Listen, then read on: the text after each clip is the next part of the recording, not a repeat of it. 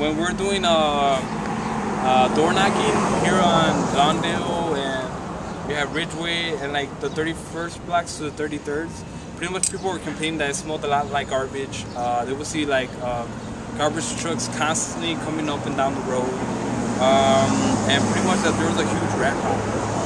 So with that, we didn't know about it, and what we're doing, we're door knocking, we're just getting people to support us for the coal power plant, which is further that way. But what we told people is, we're here to benefit the community, help you guys out. Pretty much, since we want your support, we're gonna give you support and help you out with this problem. So this was actually when, like, one of the battles that the community just took upon themselves, actually, did the work for it.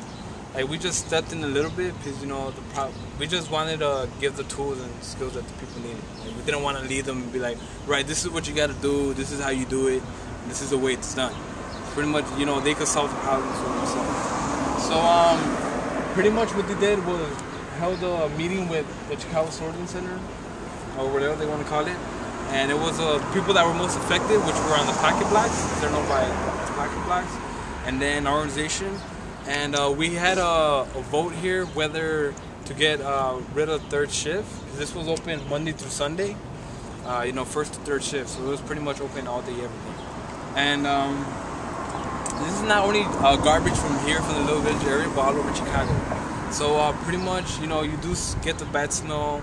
Sometimes it's rare when you get it. It's mostly in hot summer days. But before, like, it used to be real bad. Like, all the garbage, you used to get an abundance of garbage, and they pretty much couldn't sort. If they couldn't sort through it, like, in one day, they would just leave it out back, in the sun, so it could rot and pretty much be food for rats, shelter and whatnot. So the smell was so bad, like, on a hot, humid summer day. I lived like 8 blocks away from here, and I could smell it all the way to my house. I lived 8 blocks. Like, when it was real hot, I could taste it. That's how bad it got. So pretty much that was voted on, and the majority vote was, of course, to get rid of third shift. So with that, the other problem they had to address was the rat problem, and pretty much the containment of the garbage if they didn't finish sorting through all of it. So the first solution for the rat problem was putting out poison pellets, but that brought on another issue, which was a lot of pets were being killed off by the poison pellets. So, dogs and cats were pretty much just eating them, and a lot of people were complaining. It's like, the poison pellets do that out. My dog ate it or my cat ate it, and it just died. So you're not pretty much helping my rat problem, killing off my pets.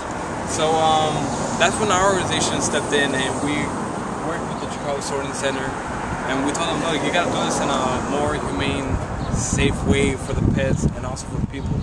So pretty much they brought in, I guess you could say, repairmen to come and patch up people's homes, put siding if siding was needed, patch up holes, to make it as rat-proof as possible, and put in like snap traps, glue traps here and there, so their pets wouldn't be dying as they were with the poison pellets. So with that was another victory that we had.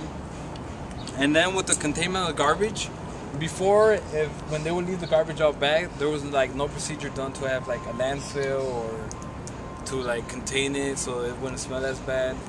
So right now they just put all their garbage in like middle barracks, you could say, which hopefully they have one now so we can see it. But pretty much there's really no reason for this waste management facility or sorting center to be here and just in our backyards, because one, as you can see, since it's a low-income minority neighborhood, pretty much we're taking advantage of because we have a whole bunch of industries like Myers Drum, MRC Polymers, we have the Celtic site, and a whole bunch of other things here in this community. And then why should we have this in our backyards? I guess it does take care of our garbage, but yeah, you're bringing in more garbage from other people's communities here. And from what we know of, maybe like 2 or 3% of people from the community work here. So pretty much the working conditions are pretty bad also.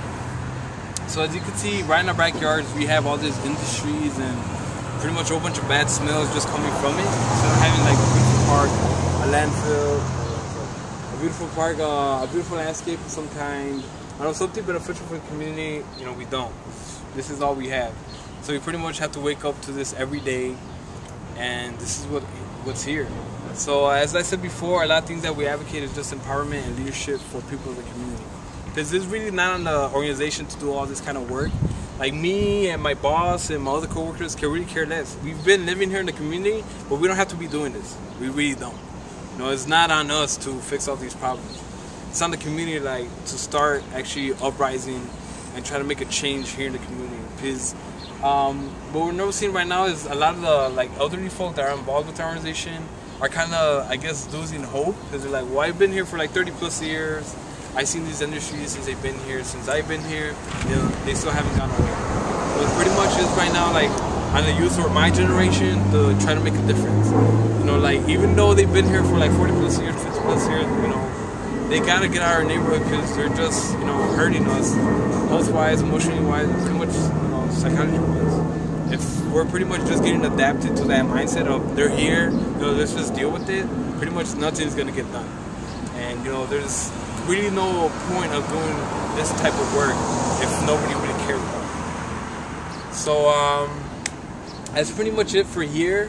The rat problem has decreased. You do see less garbage trucks on the street. Because before, when I was open Monday through Sunday, you would see like 5 to 6 an hour on collection day. So Monday through Friday it's open now, and Friday being collection day, that's why you have that horrible stench of garbage right now. And that's pretty much it. But as you can see, this really shouldn't be here. Any questions?